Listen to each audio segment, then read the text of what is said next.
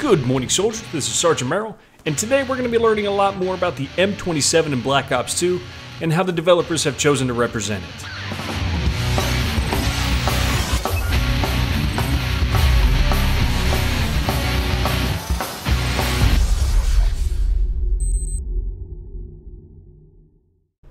Now, a lot of firearm enthusiasts, including myself, when they play with the M27 in the game, they kind of shake their head because what is shown in-game is actually not an M27. It's actually the Heckler & Koch 416, but it's a common mistake, and there aren't really a whole lot of differences between the two. In fact, the M27 was made from the HK 416. The only difference, really, is that the HK 416 has a 14.5-inch barrel, whereas the M27 has a 16.5-inch barrel, and it has a lot of specifications that the U.S. Marines wanted when they picked this weapon up as a contract to replace the M249. Now, I'm throwing a lot of weapon names at you guys, but some of them should sound familiar. The M249 was represented in a couple different Call of Duty series. It's a light machine gun. And in Battlefield 3, they also have the M27 IAR. That's its full name. IAR stands for Infantry Assault Rifle. Now, in Battlefield 3, they put the M27 in the support class with a bunch of LMGs. And the reason I think they did that is because that's what the M27 is meant to replace. It's meant to replace the M249. And there's been an ongoing debate on whether or not this was a good idea. There's a lot of differences between the M249 and the M27. Obviously, the M249 it's a light machine gun. It's a belt-fed light machine gun, has significant amount of suppressive power, but there's a couple different reasons that they decided to go more toward a conventional weapon. And part of that is their official reason is that it enhances the rifleman's maneuverability and displacement speed, but I also think it has a lot to do with the malfunctions that can happen with a 249 and the amount of time that it takes to fix. It's not as easy as just performing sports.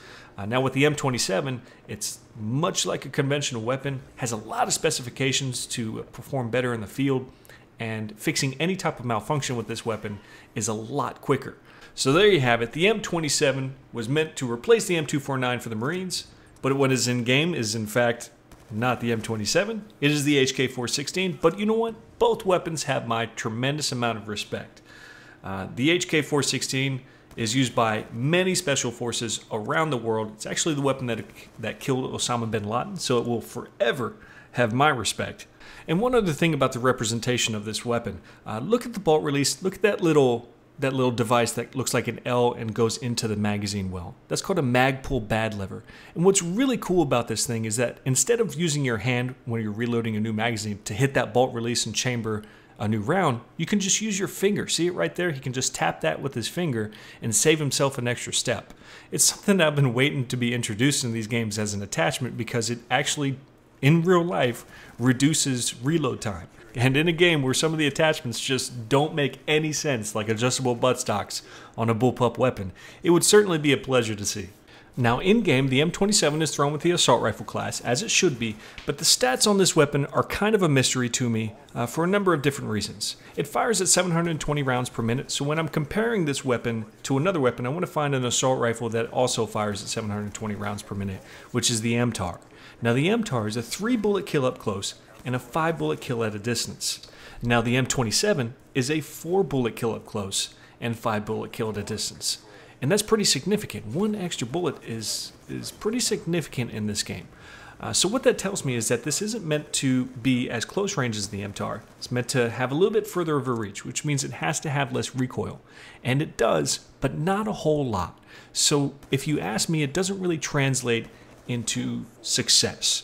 This is meant to have a further reach than the MTAR, but the recoil isn't good enough to the point where I would feel like I want to give up what the MTAR provides up close, which is that 3-bullet kill and a little bit better hip fire. Now what the M27 does have over all the other assault rifles is that it reloads faster, and that's something I kind of felt right off from the bat. I did like how fast this thing reloaded, but it kind of felt like a hit marker machine, and I had a difficult time understanding exactly where this weapon was meant to shine.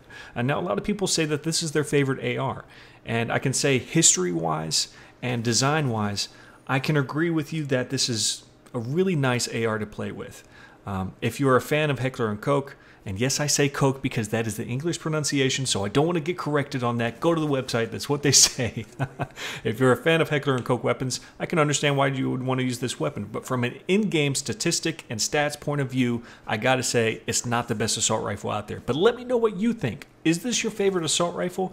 And if it is, why do you continue to use it, and what advantage do you think that this weapon provides over all the other assault rifles? But that's all I have for this video. I hope you guys enjoyed it, hope you learned something, and I hope to see you in the next video. This is Sergeant Merrill, out here.